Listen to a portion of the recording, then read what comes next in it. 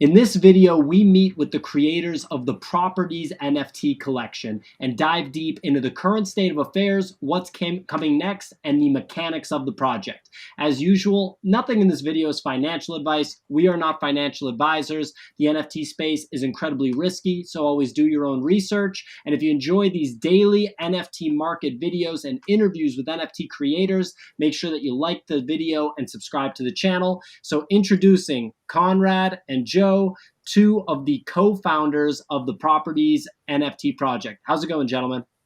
Yeah, very good. Thank you. Thanks for having us. Yeah, thanks for having us. It's been a good day. Yeah, excited Awesome. to talk to you all. Great to hear it. Thank you guys for both, coming on to the show.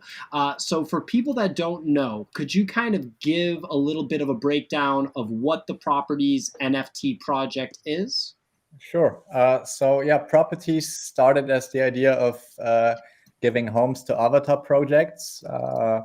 Over the course of the last, I'd say, 6 months, that developed into so much more. Joe, who's here, we got him on the team. He essentially created the idea of, getting us into the metaverse and actually giving homes to those avatars. By now, Properties is an NFT project that lets people have some sort of control over our world, which is being built on Sandbox and NFT worlds as we speak right now. And it also gives them access to metaverse assets, right? So anything, buildings or, cosmetics for the avatars, any object on the metaverse, whether that's just purely cosmetic or for gaming purposes. That is what we're essentially doing. And as I said already, we are in different metaverses, and that is also the ultimate vision to have different experience and different worlds in and around every metaverse that is having some sort of traction and interest. Awesome. And, you mentioned a couple of the bigger names, probably, two of the top tier, the Sandbox and NFT worlds as metaverse, NFT projects that you're actually partnering with. So, when you think about Properties, how does Properties sort of interact with those metaverse projects? Is it a layer 2? Is it, a layer 1? Like, what is Properties and how is it different than the Sandbox, for example? Right.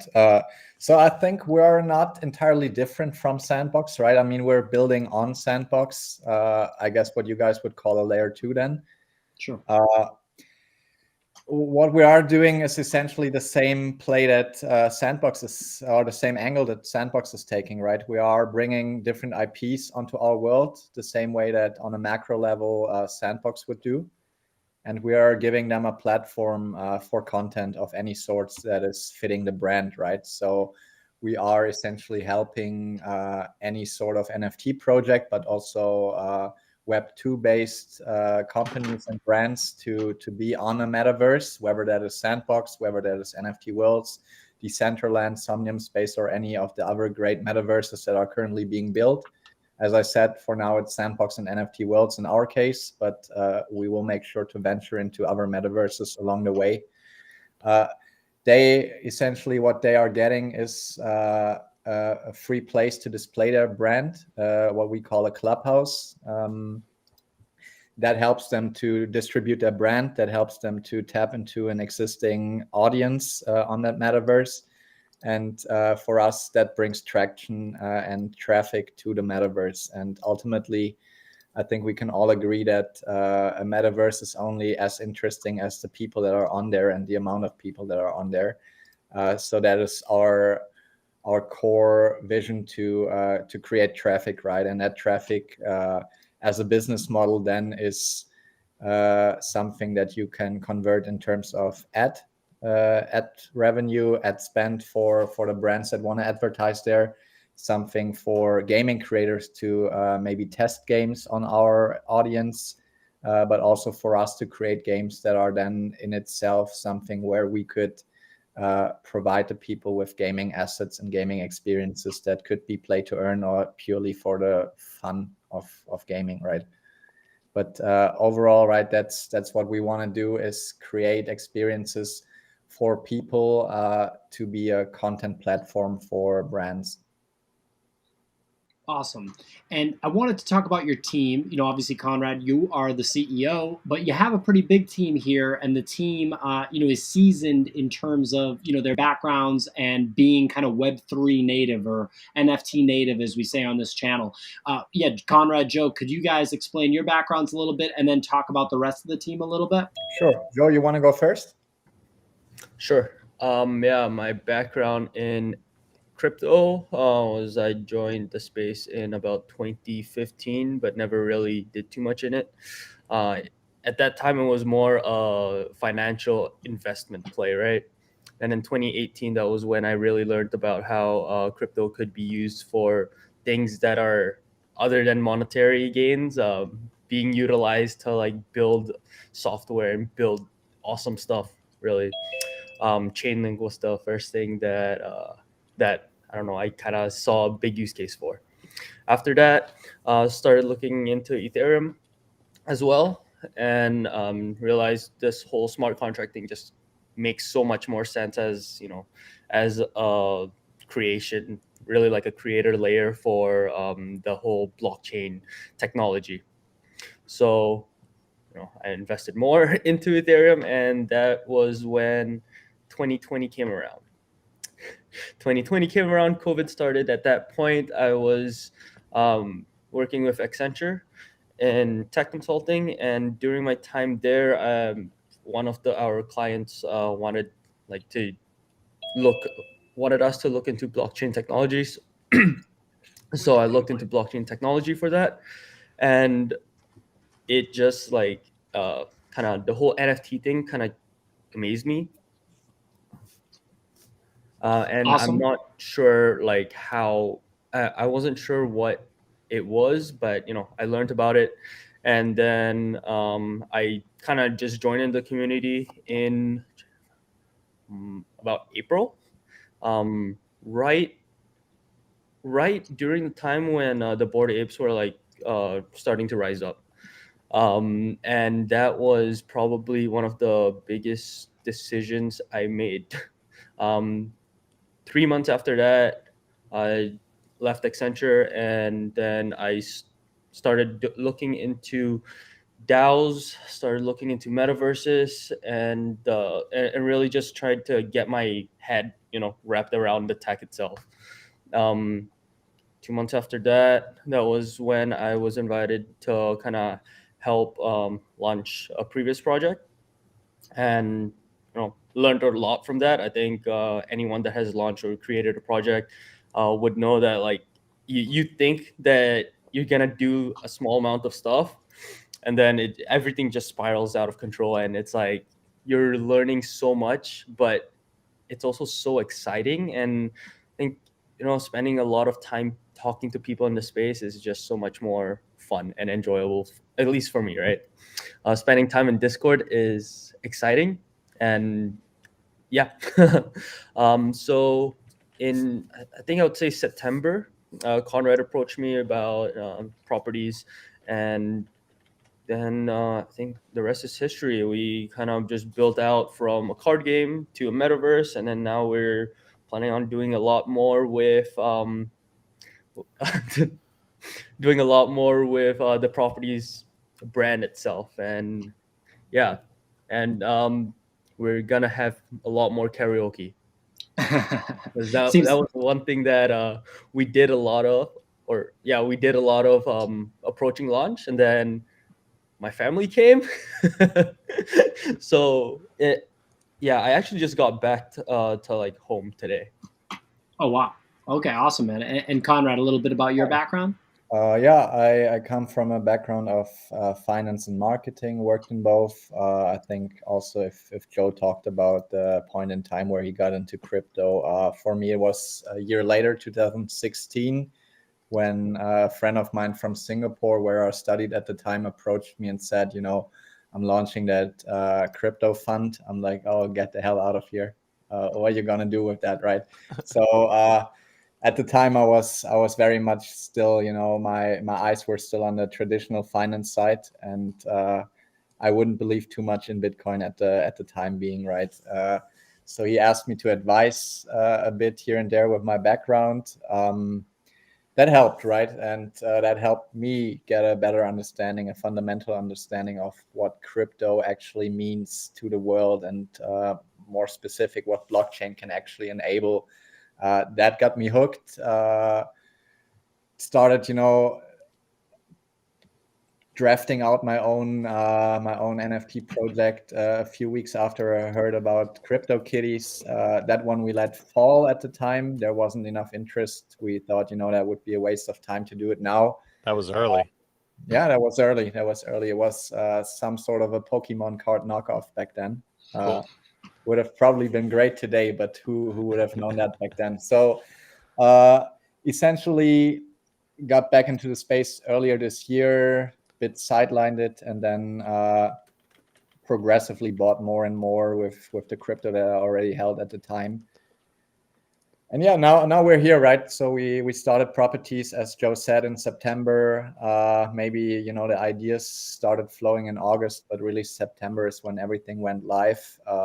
And I can only agree with Joe, right? You would imagine you're creating some nice images and then you sell them off, but that's far from the truth. Super cool. Go ahead. And, what were you gonna say, Conrad?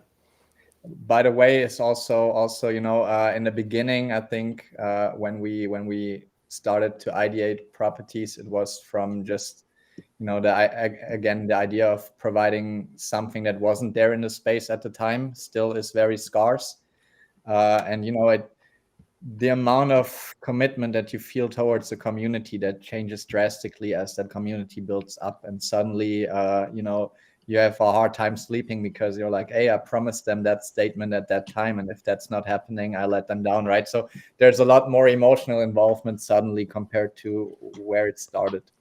Yeah, I can definitely feel you on that with NFT Alpha and Crypto Raiders. When you build that community, you have that real pressure to deliver for them because they've bet on you. So one of the things that got me really interested about Properties, because at first I thought, oh, maybe these are just if I own one of these, I get a cool digital asset that I could put on my on my land in Sandbox or what have you. But then I realized, at least I think, with the BRIX token and what you all are planning to do with digital assets, that's what really excited me about Properties and got me to want to double down, is that really you all are trying to build like an ecosystem where you're going to have digital assets that I'm assuming people can like buy with BRIX. So you're going to have something in your marketplace or on OpenSea that like I can buy for my Sandbox land, or I can buy for my NFT world. And the reason why that excites me so much is that I look at the metaverse as you have land, right? And that's NFT worlds, Decentraland, Sandbox. And I feel like those prices have really appreciated, right? They're at high prices. And so when I'm looking as an investor, I'm like, okay, what's the next layer on top? And if we think about it in the real world, people if you want to build a home on your land, you don't just buy some wood at Home Depot and start building your own house. You hire someone to build you a home, or you have a prefabbed home, right? So like our whole real world works on people buying digital asset or buying assets, not making them themselves, right? We don't make our own clothing, we buy clothing, right?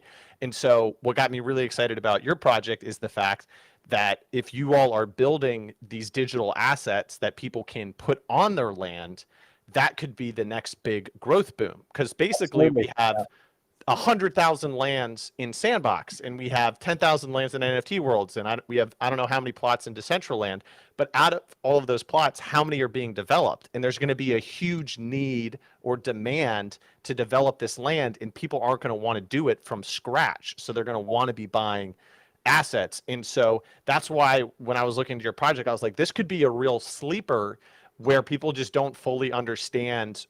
They just see a card with a building on it, and they don't understand, like 3 months from now or 6 months from now, by having this card, you could have accumulated enough BRICS that you're able to buy these digital assets that people want to use on their own land and have value. Yeah, absolutely right. I mean, Pio and I talked a bit before we went live here, and I think we both agreed that in the NFT space, there's very limited to no research usually on those trades, right? Yeah. I think the people are not in fault for that. There's just far too little time to absorb everything in terms of information. So that's the reason probably. But that's what I think is the cool side of things. Whenever someone like you, Kix, comes up to me and says, actually, there's a long-term vision that you're following, and I start to get that now. That's when I'm like, okay, nice. That's what we want, right? I think we have a far more difficult time to communicate something as complex as that versus, hey, look at that nice picture of a colorful kitten that I just got. But it's inherently different, and for us that was always a struggle. How are we communicating something that is just by nature more complex than a profile picture? Yeah. And you're not the only one with that challenge, your team, because we had a project that you're partnering with NFT Worlds on our show, and NFT Worlds had gone from 0.25 all the way down to like 0.05. Now they've 100x to a 4 ETH floor, and I think the same thing kind of happened where people didn't fully understand what NFT World was going to be, right? When they looked on OpenSea, they just saw like a square with like some land architecture, water on top, right? And that's all they could trade. So people didn't understand like, no, this is actually going to be a Minecraft-esque, a sandbox type of play that you can build on top of, and there's all these different things. So I think it's one of those things where it takes the market some time to fully digest, but then also when you deliver on the roadmap, then it becomes more transparent. So I think later this month you all may be doing the first BRIX claim, or it may be early next month or late this month, but like then I think then people understand, okay, now there's a token involved, and then like the next layer will be when they can start using that to buy assets, then it probably clicks for everyone. Absolutely. Yeah.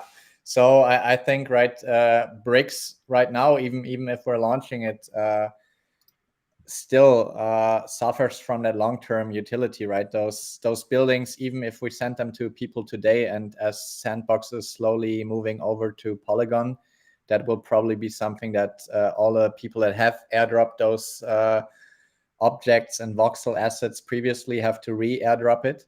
That's something, right, where I'd say, the long term still depends on Sandbox progress.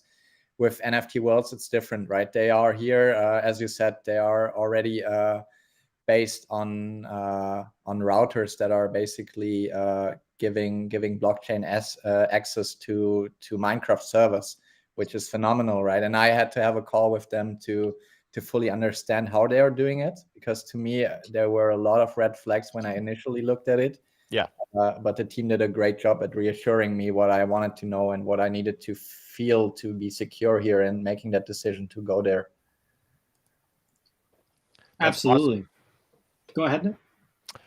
Yeah, I was just saying that's cool, and it's awesome to see lots of new projects collabing with each other and creating win-win solutions. So what is on the docket for you all over the next month, if you can share it, just in terms of things that you want to accomplish? Yeah, there's the boring side of things, which is the administrative stuff. We are looking to add some capital via VC money. We are looking to do a lot of hirings, which we have already started, and the first ones are now closed. But that in itself is a long process, right? You want to work with comparably the best or the better of people that are applying, and that just takes a lot of time right now. But what's happening this month still is that we've just signed our contract for NFT World development. So we're not doing that by ourselves. That is happening with a very renowned studio in the Minecraft space. They asked me for now not to share the name because the Minecraft players might be against NFTs for now, and they don't want to ruin their reputation, so I'll leave them out of that.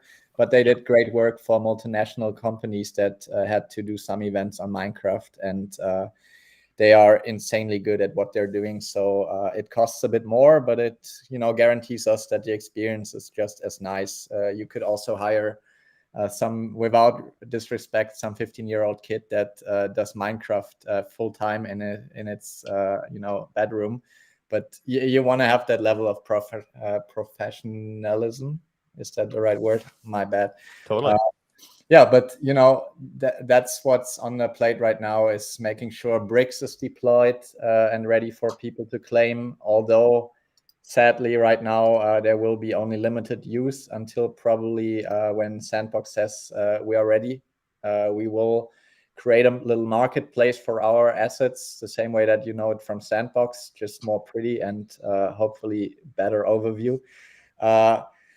And yeah, the developments are going quite well. We are currently prepping for a mini launch, which is the NFT clubhouses. So all of our partners will have their clubhouses added to the collection, and all those NFTs will have specific utilities according to what kind of partner it is. So that's an exciting mini play for people from their communities to enter into properties as well. So yeah, short answer is a lot of administrative stuff that I hate to deal with, but have to, and the more fun stuff with community clubhouses, with the metaverse, and with BRIX token. So that's probably the stuff that is more interesting to the actual listeners right now.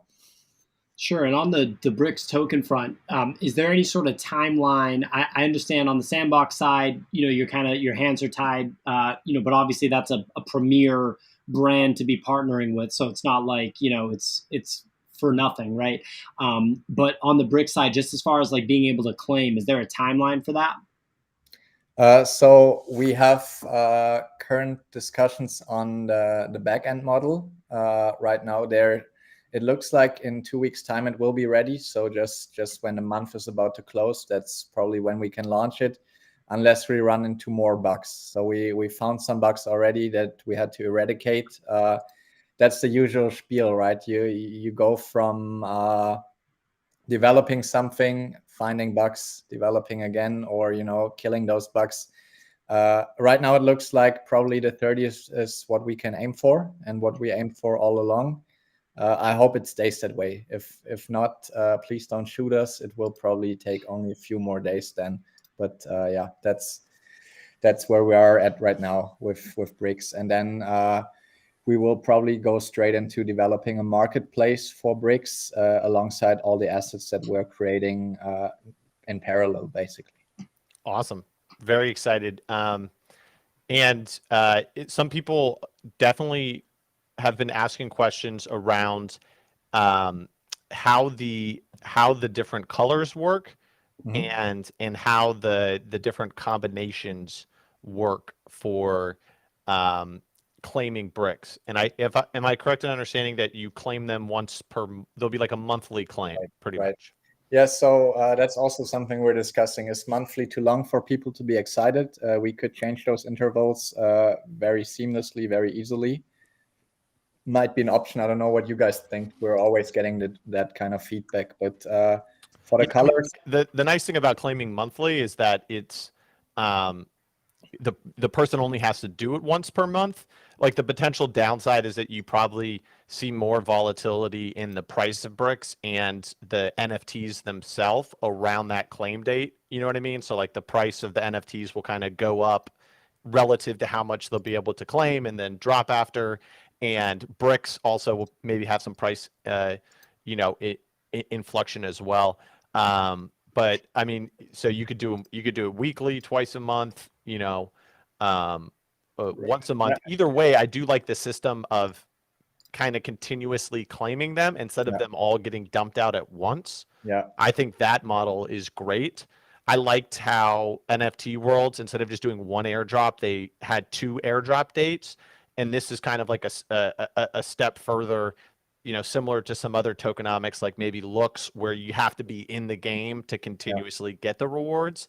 And I do like that model because it creates just more sustainability, and it rewards people that are in it for the, for the long run. So how do the street colors work when it comes to the BRIX claim? Yeah, so the street colors, there's each color represents a different world, a different city, right? Yeah. So there's the orange, so there's beige, orange, yellow, green, purple, blue, red, and then the specials. Yep. essentially the beige one is on the lower side of BRIX generation. So even though all of the NFTs generate a certain amount of BRIX, each tier would generate more, right? So from the left to the right, as you get closer to the right, they generate much more. Cool. And with the streets, the more of the same street that you get for our cities. So when you have 7, that's a pure street. And with a pure street, you would get bonuses. And the bonuses are different for each street as well. So in our white paper, we lay out the amount of BRICS bonus. And on top of the pure streets, we also have pure districts and then pure cities. And if you aren't able to collect a street, we also have unpure streets, which also generate a bonus amount of BRICS, but less. How does a unpure street work? Does it still have to be like all the same color, or is it just any 7? Any 7. Yeah. And the reason why we did it, and initially that wasn't the plan, was basically allowing people that don't have the capital maybe to get that specific street, because usually for the pure streets you would find a more distinct demand versus any kind of floor card. Yep. We would basically allow that kind of side of the community to still participate in a way that is more rewarding than just holding an NFT. We did it once. One reason was basically to create more flow of items or NFTs. The other one was to accommodate those people in our community, and that's a large number of people who are coming from countries that are economically still in the developing stage, let's say. Those people will not have the capital. We didn't want to exclude them. They helped us a long way up to launch, and it would be the worst move of us to disregard them in that sense. So it's very much coming from an idea of being pro community. That's what we always preach. That's what we want to hold ourselves to. That's why we did it. Awesome. Love that. And yeah, so basically, and tell me if this is correct. So if you're looking to get into properties and you only want to pick up a couple, then all you really need to know is that on the sliding scale from left to right in the colors, just how they're lined up on your website, that determines how much BRICS you're going to get. So the beige is on the lowest end, the unique's on the highest end, like it's beige, orange, yellow, like you laid out. And people, you can go to their website. They have the exact same rarity layout on their website, so you can visualize it. So if you're only looking to buy a couple, all you need to understand is if you buy a beige, you're not going to get as many BRICS as if you buy a red. I have a couple of the red ones. They're going to get more BRICS, but you're still going to get BRICS regardless. So if you only want to buy a couple, maybe you buy a more rare one, maybe you buy a couple of the cheaper ones. You can make your own choice there. If you're able to accumulate at least 7, then there's a bonus. So if you're willing to put in 1 to 2 ETH in the project, you can just get 7 of any, and you're going to get a little bit of a bonus modifier to that. And then if you're really savvy, if you have a bigger budget in like the 2 to 5 ETH range, then you can probably look to try to build a pure street or a pure city. And what that involves is that you have to get, and the way that I visualize it is if you look at the asset, right, the visual.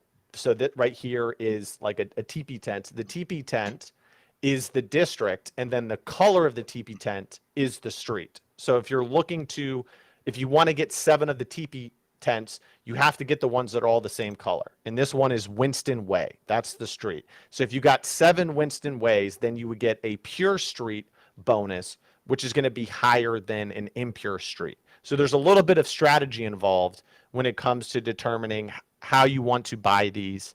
If you're really bullish on BRICS, then you probably want to focus more on how can I buy to get as much BRICS as possible. But then you can also buy some of these because you just really like the asset, and you'll eventually get one of those assets and be able to put it on your land. So lots of fun ways to play the BRICS strategy. And if I could chime in on that, yeah, just to chime in, Conrad, to point something out to the audience, then I'll throw to you. Like, for example, there's 4 TPs right now that are on Winston Way within basically 5 to 10% of the floor. So right now there's an opportunity to get more than half of the TPs on Winston Way if you're looking to make a pure street with that. So like Kix just said, the thing that I like is like I feel like this is some good application of NFT collectibles mechanics, right? But it works for the space, right? So we've seen some other attempts at this that didn't work because of gas fees, for example, when there's additional action you have to take after the fact, and those would be better for like layer 2, like Polygon. But for something on mainnet, I kind of like this, where you get BRIX no matter what, even if you buy a floor one. You get more BRIX if you buy a higher level color. So you see that orange oasis that I have right there. That's the floor for a second tier for the orange, right? So it's right near floor, again, within 10% of floor. You get more BRIX if you just buy 7. So if you just buy 7 of anything, you get more BRIX. And then if you want to go all out, you can get that pure street. Right. And beautiful explanation, Kix. So thanks for that. If you ever need a job, stuff, perfect. Message us, no joking. But what it creates, right? And I think that's the fun part, is basically due to the market moving, and some of them, let's say the TP that you just pointed out getting swept in the next couple of hours, the whole dynamics change. And that's, I think, to me interesting, because depending on what floor price each tier sits at right now, the whole play would change, and it changes all over the kind of the world that we're building, and it's also changing all the time. And that created some kind of movement also in our community, where people would create those BRIX calculators for people to make it easy to understand what is currently the best play at that price point, right? And to me, that's exciting, because it creates this Monopoly-esque game mechanic of, collecting something of the same color, depending on demand that changes, right? Usually in Monopoly, the smart people would always go for the orange streets in Monopoly because they yield the best return.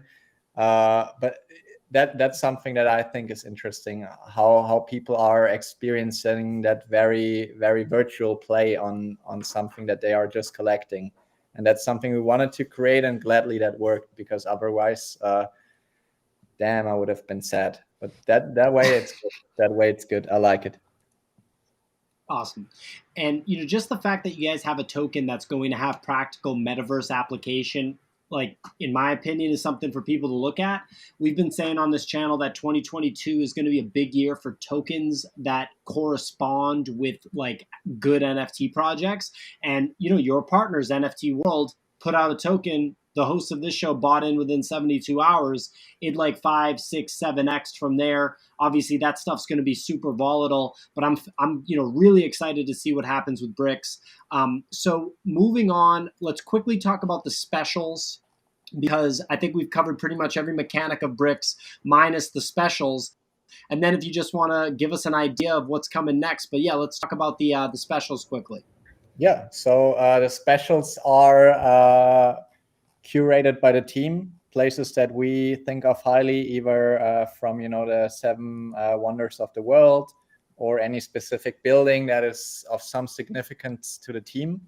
Those were included, right? And those are available in editions of either 20, 5, or very much one-of-ones.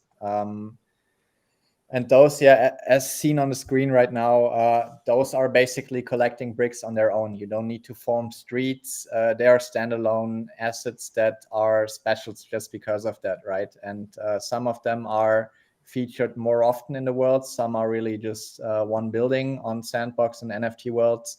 And they are for us, a vehicle to drive demand into something that is at least a bit rare. Usually, I'm not a fan of the whole rarity and just giving traits for the sake of giving traits, but everyone likes rarity or holding something rare. And for us, that was a beautiful way of including that while giving them their own purpose of being the standalone BRIX collector. They look differently, the cards. They are, much more elaborate in the design. They took ages to design for our designers. So thanks, Jam. great work there. But it's something we had a lot of fun with creating, and where we thought people might appreciate collecting just one NFT, and that might be their way to do it. So a lot of the decisions usually are based on what would consumer behavior be like, and what is not a dick move to our community, basically. And I hope I can say that here on the format, but yeah, it's cool, man. Well, yeah, these all look really cool. Our co-host Nick got the Jesus from Bill. I'm assuming. I don't know if I'm allowed to say that, because I know that there's probably trademark stuff. But this is super cool stuff, man. So basically, has it been disclosed how many BRICS this yields compared to, say, a pure street or an unpure street or any of the given categories? Yep.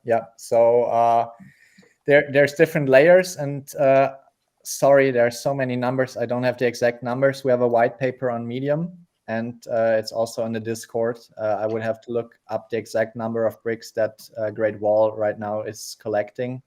But usually the BRICS they collect is significantly more than holding a single house, and in most instances also even more than holding a street. Very cool. So, just to kind of, close out, I know we already talked about the future a little bit, but what can people expect from properties in the near term, in the medium term, and, just for the rest of the year? Right. So short term will definitely be BRICS deployment and the opening of our marketplace, as will be NFT worlds, because the development there is just so much faster. Right now, I think the first instance or the first experience so we are going with that iterative process. That's something I need to mention, is we want to have something for people to experience right now. That's why we are building a main hub first, and then in some sort of an expo model, and that's very much something that hasn't been disclosed. So here's your alpha, guys. Oh, wow. Basically, that will be an experience where it will venture out into different ways, the same way that the Dubai Expo is structured. So there's a main hub, and then all the 7 cities are distributed around that hub in somewhat of a flower kind of style. That will be something that probably in 3 weeks people can experience already in the main hub. And then as we go with what we call our Disney World approach, we will open up those different cities iteratively as we go, and people can experience something new every 1 week or 2 weeks until it's finished. And that will probably be the time, if there's no delay for Sandbox, that our Sandbox world will open. So for us, we use NFT worlds, 1, because there's a huge player base, 2, because it allows us to push a product far sooner than what Sandbox would be for us. And 3rd, we can use it as a somewhat of a laboratory of testing out certain consumer behaviors and certain ways of engaging communities, and checking out what would work on Sandbox potentially.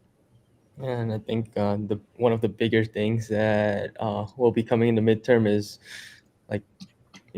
our experiences are games, right? It's not just a world where you go just look around with no goal in mind, but we're gamifying it. So, and the partner that we're working with on to build out NFT worlds has a lot of experience with gamifying with the constraints of Minecraft. So I think a lot of what he's gonna do is gonna translate really well. And I mean, maybe I'm biased, but I think we're really going to have one of the best experiences on NFT worlds at launch. Awesome. Anything else, Kix?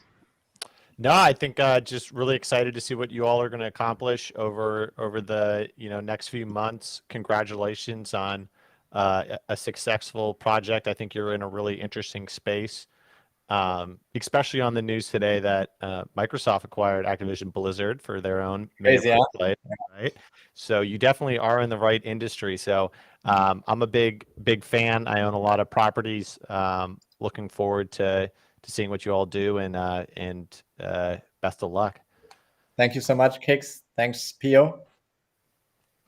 Our And pleasure, man. If Thank you guys. ever want to chat again in a few months' time, let us know, right? Great. Absolutely. And everybody, just a little kind of closing statement for me is like properties is the type of project where you can really research it. So most people don't want to do any research at all in the NFT space, but this is a project that you can really research. They have the white paper, like Conrad mentioned. That's all the information, right? So we hope you enjoyed this kind of conversation about the current state of affairs and a little bit of a further verbal breakdown and also what's coming, a little bit of alpha that Conrad shared. But you can really dive deep into the white paper and get a full understanding. So this is an example of one where, you can do your research. So do your own research on it for sure. Me and Kix both own it. I'm just really excited to see what comes with the project and also what comes with BRIX and the collaborations with NFT Worlds and with Sandbox. So thank you guys so much for coming. Thank you for having us. Catch you guys next time. See ya. Okay.